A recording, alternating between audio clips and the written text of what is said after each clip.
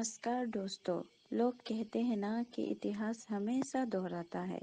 हम ये जानना चाहते हैं कि इस समय सबसे ज़्यादा अच्छे तरीके से कौन से इतिहास का भाग दोहरा रहा है। इतिहास गवाह है, जब भी कोई इंसान अपनी महत्वाकांक्षा के लिए देश को और दुनिया को दांव पे लगा देता है, अंत में पतन उसका ही अवश्य हो जाता है। और इस समय एक इंसान जिसका महत्वाकांक्षा दुनिया के लिए सबसे ज़्यादा भारी पड़ रहा है, वो है मिस्टर जी जिनपिंग। और दोस्तों, ये सिर्फ हम ऐसे ही नहीं कह रहे हैं, इसके बहुत सारे एविडेंस मिले हैं हमें।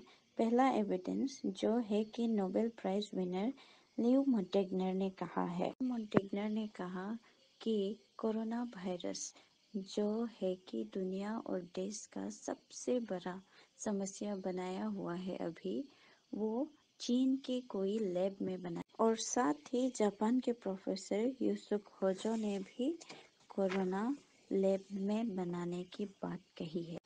और भी कई कारण हैं, जैसे कि उन लोगों ने WHO को भी मूर्ख बनाकर कोरोना को पूरे विश्व में फैला। और ये सब केवल इकोनॉमिक एक्टिविटी को चालू रखने के लिए दुनिया से कोरोना वायरस के मौत के आंकड़े छुपा और कहा कि सिर्फ 4,500 लोगों की मौत हुई है कोरोना वायरस, जबकि वहाँ के कुछ अन्य रिपोर्ट, जैसे कि कोई मोबाइल कंपनी ने डाटा प्रोवाइड किया है, उसको देखा जाए तो 80 लाख के मौत के आंकड़ा हो सकते हैं। और इस सीरीज में एक चाइना के राइटर है जो है कि वुहान से, और उनका नाम है फोंग फोंग। उसने एक ऑनलाइन डायरी लिखना शुरू किया है जो है कि कोरोना वायरस के ट्रेजेडी अनफोल्डिंग के बारे में बताती है।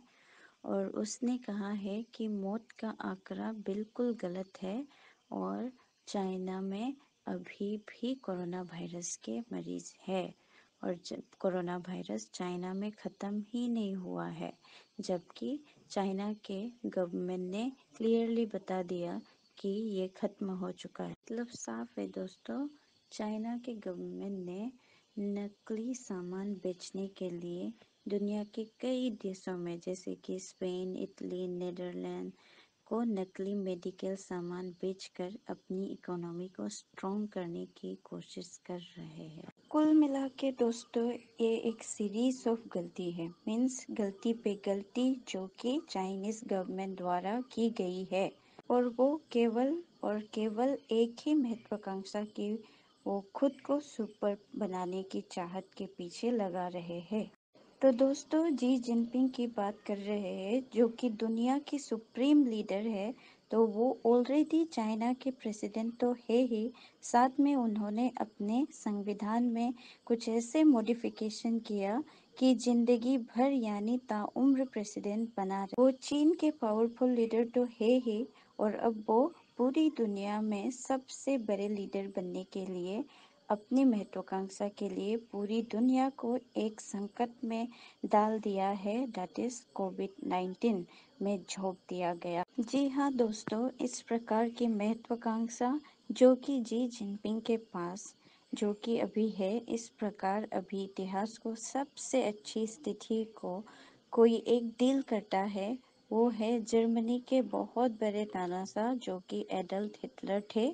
वो शायद सही से बैठता है, क्योंकि उनकी भी महत्वाकांक्षा कुछ इसी प्रकार मिलती जुलती थी, और वो भी एक वर्ल्ड पावर बनने की कोशिश करते थे। और दोस्तों, साथ ही दोनों अपने अपने देश के अपने अपने समय में सर्वोच्च नेता भी रह चुके हैं, और सैनिक से काफी गहरा नाता भी रह चुका है, और दोनों ही अपनी ताउम्र सर्वोच्च नेता भी बन चुके थे अपने अपने देश में, और दोनों देश भी लगभग अकेले ही अपने अपने समय में रहे हैं। जहाँ तक जर्मनी की बात करें तो वो इटली और जापान के अलावा किसी और से समर्थन नहीं करना चाह रहा था। उसे हिटलर की वजह से ही अभी इस समय भी चाइना की बात करें तो शायद जैसे कि पाकिस्तान और नॉर्थ कोरिया, इस तरह के छोटे कंट्रीज के अलावा कोई बड़ी कंट्री उन लोगों के साथ देने के लिए मना कर रहे हैं। दोस्तों, रसिया कुछ समय के लिए चीन का साथ दे रहा है भले ही, परंतु वो आगे अवश्य ही उसका साथ छोड़ देगा, क्योंकि अब कोविड-19 यानी कोरोना वायरस अब रूस में भी अपना कोहराम मचा चुके हैं। रसिया के प्रेसिडेंट पुतिन मेडिकल सप्लाई अब यूएसए में भी भेजना शुरू कर दिया है। मीन्स अब दोनों के बीच में एक कम्युनिकेशन स्टार्ट हो चुकी है। मतलब चाइना के विरुद्ध अब बड़े-बड़े देश एक साथ आ रहे हैं। और अन्य देश की बात करें तो जर्मनी ने भी बहुत ही बड़ा जुर्माना मीन्स $150 बिलियन चाइना पे थोप दिया। और Britain, France, Australia, USA almost सारी कंट्रीज चाइना के अगेंस्ट आ रही है।